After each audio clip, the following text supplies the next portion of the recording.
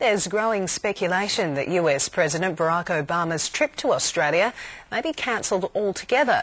His chief advisor has refused to confirm that the visit, already postponed, will go ahead. The president's embroiled in a crucial battle over health care reform, and it remains unclear what the White House will do if health legislation still hangs in the balance at the end of this week.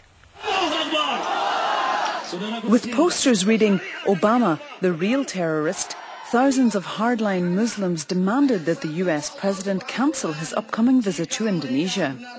Alasan kami pertama, Obama adalah sebagai kepala negara Amerika Serikat, sebagai negara superpower yang saat ini adalah jelas-jelas memusuhi kaum muslimin.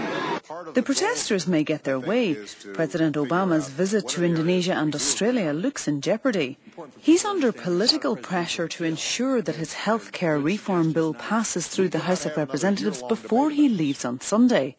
His chief advisor was cagey when asked if the trip was going ahead. Is he prepared to cancel all planned travel until he gets health care reform finished? I am. The Speaker said there'll be a vote this week. I believe there will be a vote this week. The embassy here insists that the president is coming to Australia. Oh, I just think David's being careful, which you have to be, because this is a job where you never know exactly what's going to happen next. But the president's fully committed to coming out to Indonesia and Australia. Passing the contentious health care bill is crucial to Obama's political success. Well, if nothing happens in the US this week on health care reform, then he's likely to stay maybe an extra week if he thinks something can be done by the end of March. So he might not come until April or later in the year. But I think it looks likely that things might wind up this week. Maybe the legislation might just squeeze through by a couple of votes, and we'll see him for 24 hours.